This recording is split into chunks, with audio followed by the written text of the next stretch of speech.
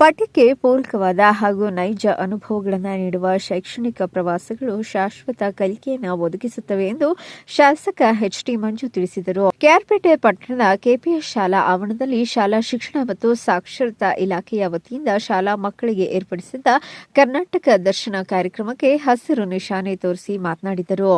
ಪ್ರತಿದಿನ ಶಾಲಾ ಕೊಠಡಿಯೊಳಗೆ ಕುಳಿತು ಪಾಠ ಕೇಳುವ ನಿಮಗೆ ಕರ್ನಾಟಕದ ಇತಿಹಾಸದ ಹಿನ್ನೆಲೆ ಹೊಂದಿರುವ ಪ್ರವಾಸಿ ಕೇಂದ್ರಗಳಿಗೆ ಭೇಟಿ ನೀಡಿ ಇಲ್ಲಿನ ವಾಸ್ತವಾಂಶಗಳನ್ನು, ನೈಜ ಸನ್ನಿವೇಶಗಳನ್ನು ವೀಕ್ಷಿಸುವುದರಿಂದ ಕಲಿಕೆಗೆ ಪರೋಕ್ಷವಾಗಿ ಸಹಕಾರಿಯಾಗಲಿದೆ ಮತ್ತು ಕಲಿಕೆ ಶಾಶ್ವತವಾಗಿ ಉಳಿಯುತ್ತದೆ. ಪ್ರವಾಸದಲ್ಲಿ ಸುರಕ್ಷತೆ ಮುಖ್ಯವಾಗಿದ್ದು, ನೀವೆಲ್ಲರೂ ಕ್ಷೇಮವಾಗಿ 4 ದಿನಗಳ ಕಾಲ ಪ್ರವಾಸ ಮುಗಿಸಿ ಸುರಕ್ಷಿತವಾಗಿ ಮರಳಬೇಕು. ತಾಲೂಕಿನ ಎಲ್ಲಾ ಪ್ರೌಢಶಾಲೆಗಳಿಗೂ 92 ಮಕ್ಕಳು ಪ್ರವಾಸದಲ್ಲಿ ಭಾಗವಹಿಸುತ್ತಿದ್ದು, ಪ್ರವಾಸೋದ್ಯಮ ಇಲಾಖೆ ವತಿಯಿಂದ ಉತ್ತಮ ಊಟ, ಶುದ್ಧ ಕುಡಿಯುವ ನೀರು ಒದಗಿಸಲಾಗುತ್ತದೆ. ಮಾರ್ಗದರ್ಶಕ ಶಿಕ್ಷಕರ ಸೂಚನೆಗಳನ್ನು ಕಡ್ಡಾಯವಾಗಿ ಪಾಲಿಸಿ ಎಲ್ಲಾ ಸ್ಥಳಗಳನ್ನು ವೀಕ್ಷಿಸಿ ಸುರಕ್ಷಿತವಾಗಿ ಮರಳಬೇಕೆಂದು ತಿಳಿಸಿದರು.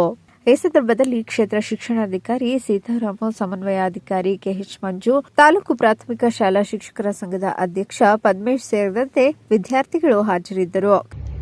ಸರ್ಕಾರದ ಕಾರ್ಯಕ್ರಮ ಹೊರಟಿದ್ದೀರಿ.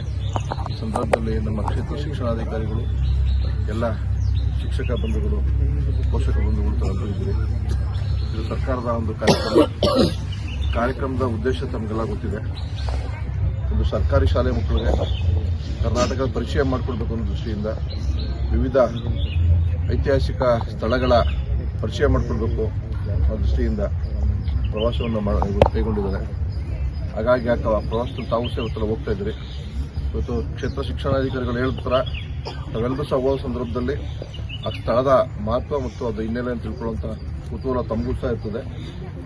ತಮ್ಮ ಜೊತೆ ಬರುವಂಥ ಟೀಚರ್ಸ್ಗೂ ಸಹ ಇದನ್ನು ಮನವರಿಕೆ ಮಾಡುವಂಥ ಒಂದು ಜವಾಬ್ದಾರಿ ಇರ್ತದೆ.